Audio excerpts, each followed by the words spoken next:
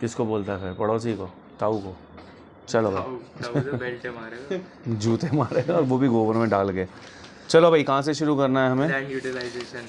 Okay भाई, तो land utilisation में 2-3 चीज़ों का ख्याल रखना है मेरे बच्चों। पहला तो ये कि हमारे पास टोटल ज़मीन कितनी है, 3.28 मिलियन स्क्वायर किलोमीटर। ये ज़मीन का हमारे पास क्या है, एरिया है, जो जिसमें हर चीज़ आ जाती है, जिसमें हर चीज़ आ जाती है, ठीक है ना, पहाड़ वहाड़ मिला के सब कुछ। लेकिन अगर हम बात करें हमारे पास अवेलेबल कितनी है, कितनी ज़मीन है जो आज हम यूज़ कर रहे हैं, तो उसका आंसर है 93%। तो क्वेश्चन आता है कि भाई काहे 93%? कुछ चाइना ने हड़प रखी है, कुछ पाकिस्तान ने हड़प रखी है, और कुछ ऐसी जगह हैं जिन्हें तो मेजर करना ही इम्पॉसिबल है, जैसे नॉर्थ ईस्ट स्टेट्स की जो 7 सिस्टर्स जो हैं हमारी, उनमें उनको मेजर करना बड़ा मुश्किल है, क्योंकि वहाँ की अधिकतर ज़मीन तो कम्युनिटी अनक्लास्ड फॉरेस्ट हैं और अनक्लास्ड है ना, तो नॉर्मली वहाँ के लोकल ट्राइब ही उन्हें क्या कर रही है, यूज़ कर रही है। ठीक है, मुझे लग रहा है अभी भी ये थोड़ा बाहर है। मोबाइल की जगह सिर्फ उसे प्रेस करना अंदर, बस, ठीक है। तो मैं डालना भी नहीं आता है सही से उसमें। चलो ओके, अब बात करते हैं कि the land under permanent pasture has also decrease. अब क्वेश्चन ये आता है कि ज़मीन किस तरीके से बर्बाद हो रही है, किस तरीके से श्रिंक होती जा रही है, उसे भी थोड़ा समझ लेते हैं।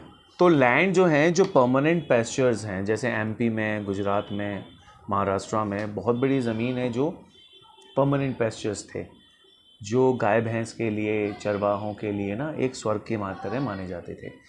तो ये लोग राजस्थान से गुजरात आते थे, गुजरात से एमपी आ जाते थे, एमपी से महाराष्ट्र, हज़ारों भैंसों को लेकर, गायों को लेकर, क्या करने के लिए, ग्रेजिंग के लिए। वो लगातार क्या होता जा रहा है, कम होता जा रहा है। रीज़न क्या है? पॉपुलेशन ऑफ जो कैटल है वो भी लगातार बढ़ रही है। अब जब यहाँ तो ज़मीन तो नहीं छोटी हो सकती, क्या हो सकता है, पॉपुलेशन बढ़ सकती है। तो बिकॉज ह्यूमन पॉपुलेशन बढ़ रही है तो ज़मीन की कमी हो रही है। उसी तरीके से जो कैटल हैं उनकी पॉपुलेशन बढ़ रही है और इसीलिए ग्रेजिंग का एरिया छोटा होता जा रहा है। और इसके अलावा जो करंट फैलो लैंड्स हैं, या तो वो करंट फैलो लैंड्स देख लो, current fallow lands left for cultivation for 1 और 2 और 1 और लेस देन 1 ईयर। हाँ, यहाँ से एमसीक्यू आता है। तो ये जो करंट फैलो लैंड्स हैं, जो कि नॉर्मली 1 साल या 1 साल से कम समय के लिए कल्टीवेशन के लिए अनकल्टिवेटेड छोड़ दिए जाते थे, अब वो ज़मीन बहुत ही बेकार होती जा रही है, इनफर्टाइल होती जा रही है, बहुत ही ज़्यादा पुअर क्वालिटी की है। तो उसमें हो क्या रहा है कि वो 5,000 का प्रोडक्ट उगा रहे हैं, लेकिन लागत लग रही है 6,000। तो कोई गधा थोड़ी है जो उसे उगाएगा। तो वो बैरन छोड़ दिए जाते हैं, ऐसे ही छोड़ दिए जाते हैं। क्यों? उससे ज़्यादा तो हम लगा रहे हैं, जितनी कमाई नहीं हो रही है, तो ऐसी, हाँ, लॉस हो रहा है। तो करंट फैलो लैंड्स को हम लगातार अवॉइड करते जा रहे हैं। और ये जो लैंड्स हैं वो कल्टिवेटेड हैं वंस और twice in about 2 to 3 years, and if these are included in the net zone area, then the percentage by NSA in India comes about 54% of the total reporting area. अगर हम इन चीज़ों को add कर लें, किन चीज़ों को, इस करंट फैलो लैंड को ऐड कर लें, या उस ज़मीन को जो कि 1 या 2 बार वो की जाती है, कल्टीवेट की जाती है 2 या 3 साल में, तो एवरेज तो वही निकला ना 1 साल के अंदर। भाई अगर कोई ज़मीन 3 साल में 2 या 3 बार हम क्या कर रहे हैं, कल्टीवेट कर रहे हैं, तो इसका मतलब वही हो गया 1 साल के आसपास की ही हम क्या कर रहे हैं, एक साल, हाँ, 1 बार तो हो ही रही है। अगर हम उसे भी ऐड कर लें तो हम ये ऑब्ज़र्व करते हैं कि टोटल हमारे पास जो ज़मीन होती है कल्टीवेशन के लिए वो 54% है। वैसे कम है, अगर कोई पूछे कितना है तो इट इज़ लेस देन 50%। लेकिन जब हम इन चीज़ों को भी ऐड कर लेते हैं, किसको, जैसे करंट फैलो लैंड हो गया, या ये ज़मीन जो कल्टीवेट की जाती हैं 1-2 बार 3 साल में, इनको भी ऐड कर लेते हैं, तो टोटल ज़मीन हमारे पास 54% होती है, जिस पे क्या हो रहा है, जिस पे कल्टीवेशन हो रहा है। ठीक है ना। NSA का फुल फॉर्म जो है नेट ज़ोन एरिया, ठीक है ना। NSA मतलब समझ में आएगा ना, net sown area, total area जो उगाया जाता है। The pattern of net sown area varies gently from one state to another. ये तो बहुत इंटरेस्टिंग और कॉमन सेंस वाली चीज़ है। ज़रा मुझे ये बताओ, क्या नेट ज़ोन एरिया हर जगह एक जैसा है क्या? क्या हर जगह नेट्स ऑन एरिया एक जैसा हो सकता है क्या भाई?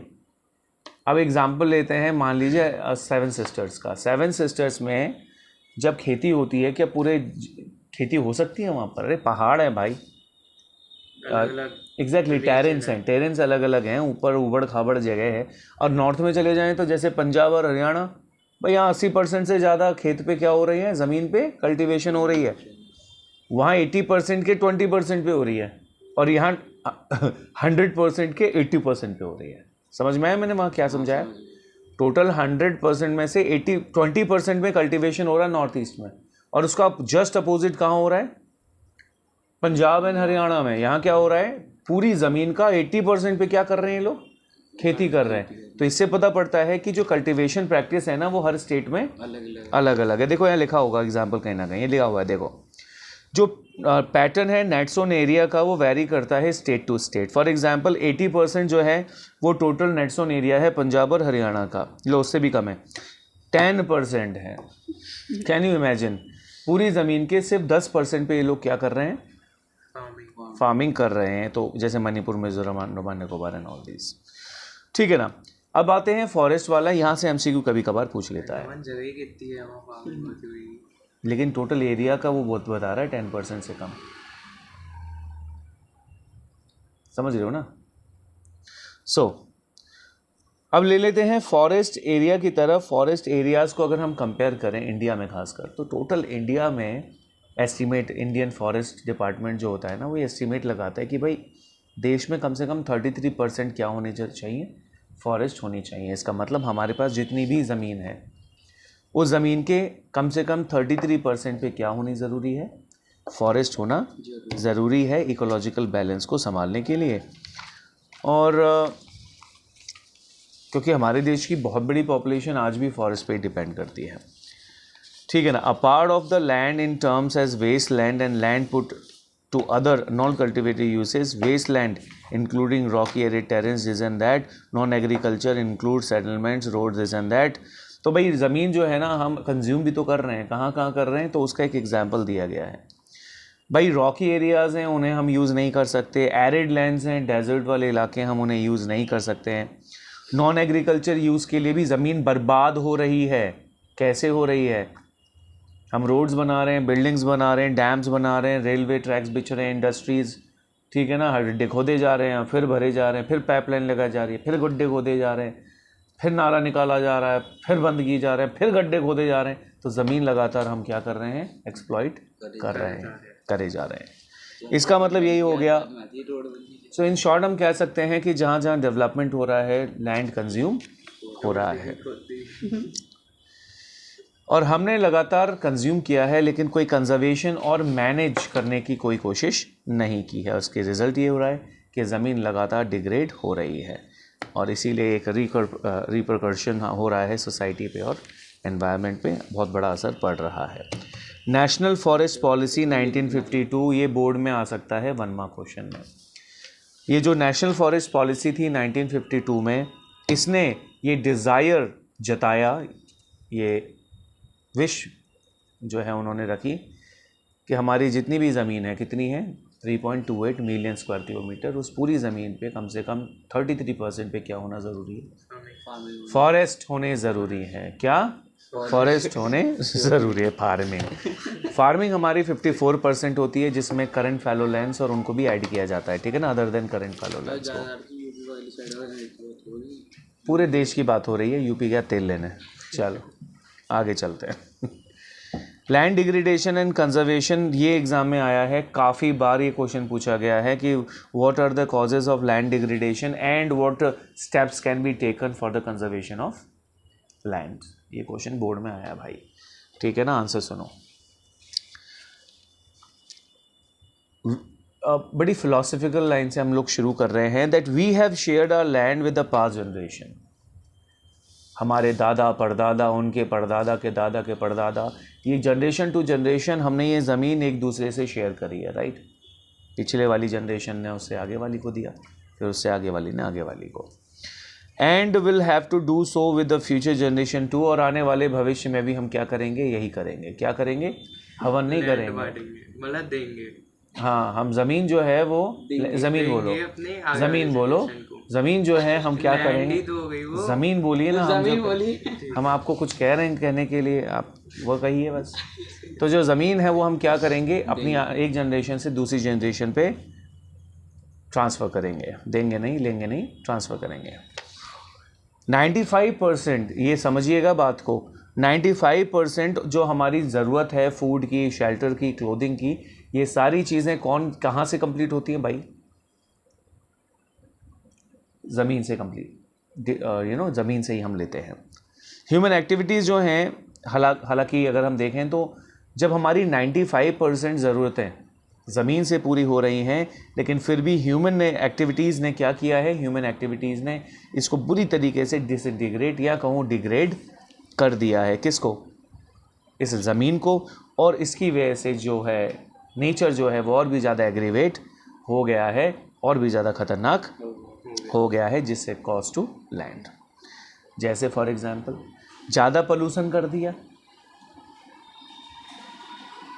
तो जो हमारा क्लाइमेट है वो बिगड़ गया। तुमने अपनी इस चिंदी सी ज़िंदगी में, 15-16 साल की छोटी सी ज़िंदगी में, कभी इतना तगड़ा तूफ़ान देखा था जो आजकल आ रहा है खुर्जा में? मैंने अपनी 36 साल की उम्र में भी नहीं देखा भाई। इतना ख़तरनाक तूफ़ान, वो भी गर्मियों में, और वो भी इतनी बारिश लेकर आए। वो सब हो क्यों रहा है? वाई दिस कोलाबेरिटी? वाई दिस कोलाबेरिटी? It's because of, yes, global warming. So the question arises, will it not cause degradation of land too? बिल्कुल करेगा भाई, टॉप लेयर उड़ा ले जाएगा, हो गया डिग्रेड। तो कहने का मतलब है हमारी एक्टिविटी की वजह से एनवायरनमेंट, नेचर बर्बाद हो रहा है, और कहीं ना कहीं सॉइल पे भी उसका असर पड़ रहा है। फर्टिलाइजर्स, मैन्योर्स ना, ये सारी चीज़ें उसी का हिस्सा है। सम ह्यूमन एक्टिविटीज़, अब कौन कौन सी वो ह्यूमन एक्टिविटीज़ हैं, अब एग्ज़ाम के लिए तैयार करेंगे। वो कौन कौन सी एक्टिविटीज़ हैं जो ह्यूमन क्या कर रहा है, ह्यूमन ने की है, जिसकी वजह से क्या हुआ है। Very good, done. Now what more? क्या बोला आपने अभी? नहीं, अभी आपने कुछ बोला। कट करके देख ले एक बार, वो 2 पार्टीशन में जाएगी जो जल्दी आएगी। ओ भाई, ये तो आ गया एचडी का।